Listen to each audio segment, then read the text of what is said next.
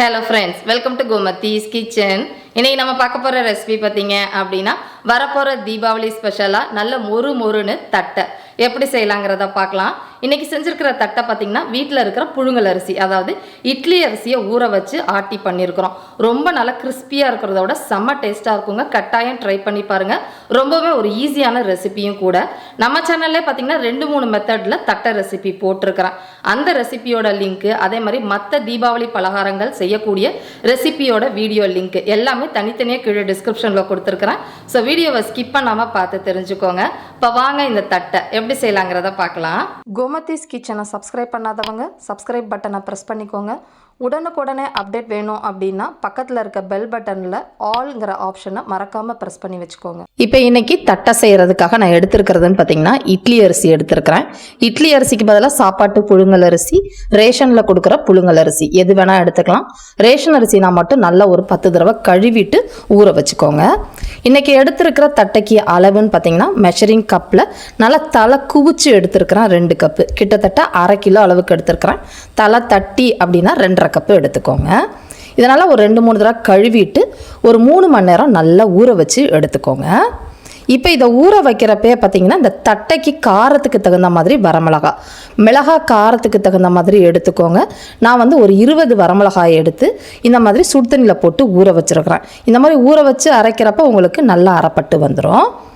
அடுத்ததான் இந்த தட்டை மாவில் சேர்க்கறதுக்காக பாசிப்பருப்பும் கடலைப்பருப்பும் ஊற வச்சுருக்கிறேங்க. அதோட அளவு மெஷரிங் டேபிள் ஸ்பூனில் 2 டேபிள் ஸ்பூன் அளவுக்கு பாசிப்பருப்பும் அதே அளவு 2 டேபிள் ஸ்பூன் அளவுக்கு கடலைப்பருப்பும் கழுவிட்டு இது ஒரு 2 மணி நேரம் ஊற வச்சா போதும். பட் நான் வந்து அரிசி ஊற வைக்கிறப்பே இதையும் ஊற வச்சுக்கிட்டேன். இப்போ வந்து பார்த்தீங்கன்னா நம்ம ஊற வச்ச வரமிளகாவை தனியாக மிக்சி ஜாரில் அரைச்சிக்க போகிறேன். நீங்கள் கிரைண்டரில் ஆட்ட போகிறீங்கன்னா எல்லாத்தையுமே ஒன்று சேர போட்டு கூட ஆட்டிக்கலாம். நான் இப்போ மிக்சியில் தான் அரைக்க போகிறேன். முதல்ல இந்த மாதிரி கொஞ்சமாக தண்ணி விட்டு வரமிளகாயை நைஸாக அரைச்சி எடுத்து வச்சுட்டு அடுத்ததாக பெரிய மிக்சி ஜாரில் ஊற வச்ச அரிசியும் தனியாக அரைச்சிக்கிறேன். உங்களுக்கு கிரைண்டர் அப்படின்னா ஏற்கனவே சொன்ன மாதிரி ஒட்டுமொத்தமாக வரமிளகா அரிசி 2யுமே போட்டு அரைச்சிக்கோங்க. இப்போ இதை அரைக்கிற பதம்னு பார்த்தீங்கன்னா கொஞ்சம் தண்ணி விட்டு நல்லா வெண்ணெய் மாதிரி நைஸாக அரைச்சிக்கணும். குருணையாக இருக்கக்கூடாது. அதே மாதிரி ரொம்ப தண்ணியாகவும் ஆட்டிடாதீங்க, ரொம்ப வந்து கெட்டியாகவும் ஆட்டிட வேண்டாம். மிக்சியில் அதே மாதிரி கிரைண்டரில் தண்ணி கழுவிலாம் இதில் சேர்க்க வேண்டாங்க. அரைச்சதை வழித்து சேர்த்துக்கலாம். இப்போ இந்த மாவில் கலக்கிறதுக்காக பொட்டுக்கடலையை பொடிச்சுக்க போகிறோம். அதுக்கு ஒரு மிக்சி ஜாரில் 3/4 கப்லேருந்து 1 கப் அளவுக்கு பொட்டுக்கடலை, அதாவது 1/2 கிலோ அரிசிக்கு 100 கிராம் பொட்டுக்கடலை எடுத்திங்கன்னா சரியாக இருக்கும். இப்போ இதை நல்லா நைஸாக பொடிச்சுக்கிறேன். இப்போ ஓட்டு பக்கோடாக்கெல்லாம் பார்த்தீங்கன்னா பொட்டுக்கடலை மாவை சலிப்போம், ஏன்னா வந்து அந்த முறுக்கு குழலில் அடைச்சிக்கும் அப்படிங்கிறதுக்காக. பட் இது வந்து பார்த்தீங்கன்னா லைட்டாக குறப்பாக இருந்தால் பரவாயில்ல, அதுக்குன்னு ரொம்ப முழுசாக போட்டுறாதீங்க. இதை சலிக்கணும்னு அவசியம் இல்லை, அரைச்சோன்னே இதில் சேர்த்துக்கலாம். இப்போ இதுலேயே நம்ம அரைச்சி வச்சுருந்த அந்த மிளகாய் பேஸ்ட் இருக்குது பார்த்தீங்களா, அதையும் சேர்த்துக்கலாம். கூடவே இதில் வந்து பார்த்தீங்கன்னா 1 டீஸ்பூன் அளவுக்கு கருப்பு எள்ளு அப்படி இல்லைன்னா வெள்ளை எள்ளு எதுவாக இருந்தாலும் சேர்த்துக்கோங்க. இதுலேயே நம்ம ஊற வச்ச பருப்பு, கடலைப்பருப்பு பாசிப்பருப்பு 2யுமே சேர்த்துக்கலாம். இந்த மாதிரி பருப்பு 2 பருப்பும் போடுறப்பையும் கொஞ்சம் அதிகமாக போட்டாலும் டேஸ்ட் ரொம்ப நல்லாயிருக்கும். இதை வந்து ஸ்கிப் பண்ணிடாதீங்க, ரொம்ப குறைவாகவும் சேர்த்துட வேண்டாம். அடுத்ததான் இந்த தட்டைக்கு தேவையான அளவு உப்புன்னு பார்த்தீங்கன்னா 3/4 டேபிள் ஸ்பூன் அளவுக்கு டேபிள் சால்ட் சேர்த்துக்கோங்க, சரியாக இருக்கும். இப்போ இதுலேயே ஒரு சின்ன பீஸ் கட்டி பெருங்காயத்தை சுடு தண்ணியில் ஊற வச்சு இந்த மாதிரி வச்சுருக்கிறேன். ஊற வச்ச தண்ணியாக சேர்த்துக்கோங்க. பொடியாக சேர்க்க போகிறீங்கன்னா 1/2 டீஸ்பூன் சேர்த்துக்கோங்க.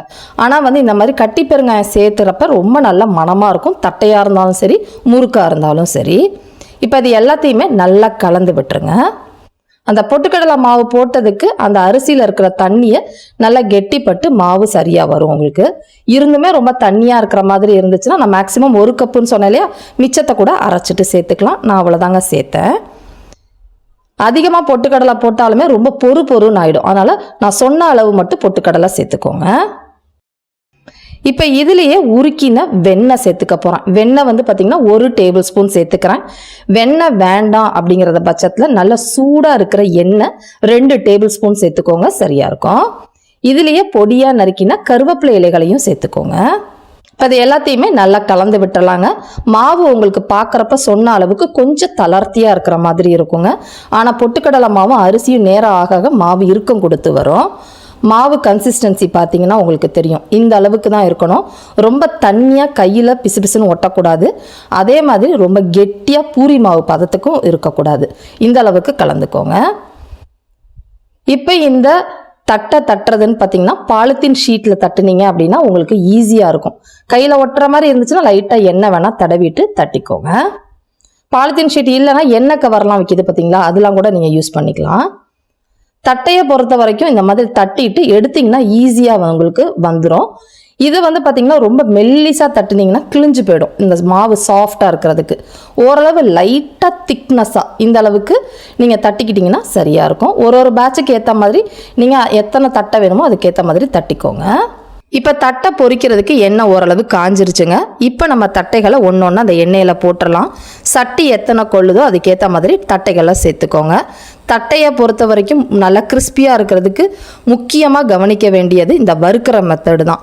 இந்த தட்டையெல்லாம் சேர்த்ததுக்கு அப்புறமா இதை வறுக்கிற அளவுன்னு பார்த்திங்கன்னா மீடியம் ஃப்ளேமுக்கும் லோ ஃப்ளேமுக்கும் வச்சு பொறுமையாக தாங்க இதை வறுக்கணும். இது வறுக்கிறதுக்கு ஒரு பேட்சுக்குன்னு பார்த்திங்கன்னா குறைஞ்சது ஒரு 10 நிமிஷமாவது எடுக்கும்.